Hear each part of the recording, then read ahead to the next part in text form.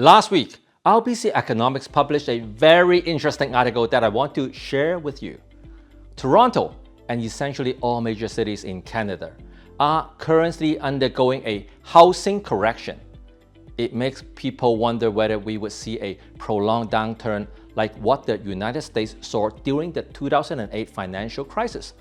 RBC thinks that it would be very unlikely because there are two strong forces driving demand in Canada's housing market, and they are getting even stronger. The first force is well expected, but the second force is totally unexpected. I didn't think it would be so significant.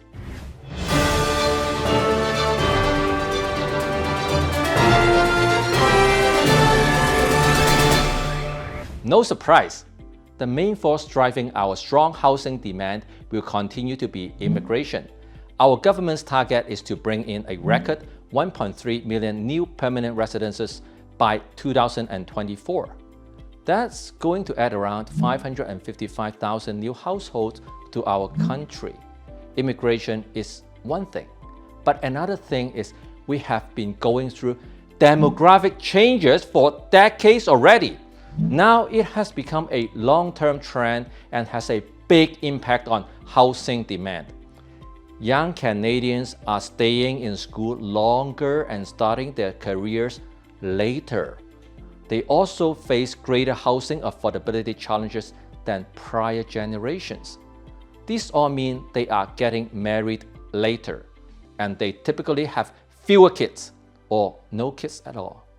In 1851, the average Canadian household had more than 6 people, and now it dropped to only 2.4 people. Let's suppose we have to provide shelter for 100 people. How many housing units do we have to build? Back then, we only had to build around 17 houses, with roughly 6 people in each household. But now, we need to build roughly 42 houses because there are only 2.4 people in each household on average. You see, we need to build 2.5 times more housing units just because of shrinking household size. And do you know what household size is the most popular nowadays? 1, 2, 3, or 4-person households? I bet you picked 2. The correct answer is actually 1-person household. Nearly 30% of Canadians are now living alone. On one hand, the young generation is starting families later and with smaller families. On the other hand, elderly people are living longer than prior generations, which means they stay in their homes for longer. The number of widowed seniors living alone has also been increasing. This shrinking household trend alone will be responsible for creating the demand for 90,000 housing units by 2024. With immigration, Canada's population is growing much faster than other countries. How fast? It is actually more than double the pace of the average of 38 countries in the Organization for Economic Cooperation and Development. With immigration and everything together, 730,000 households will be created by 2024.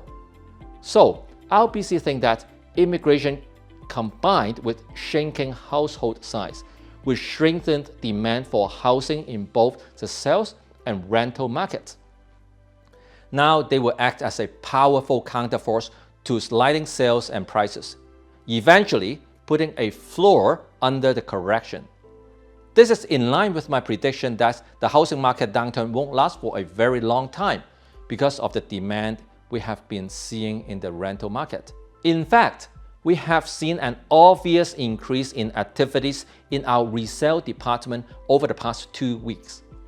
Whether this is an early sign that more and more people are taking advantage of a quieter market, or it is just a coincidence, we have to observe for a few more weeks. I will definitely keep you posted on what we see on the front end. If you want to stay on top of the market and discover the trend before any official report comes out, go ahead and click the subscribe button and turn on the notification bell now.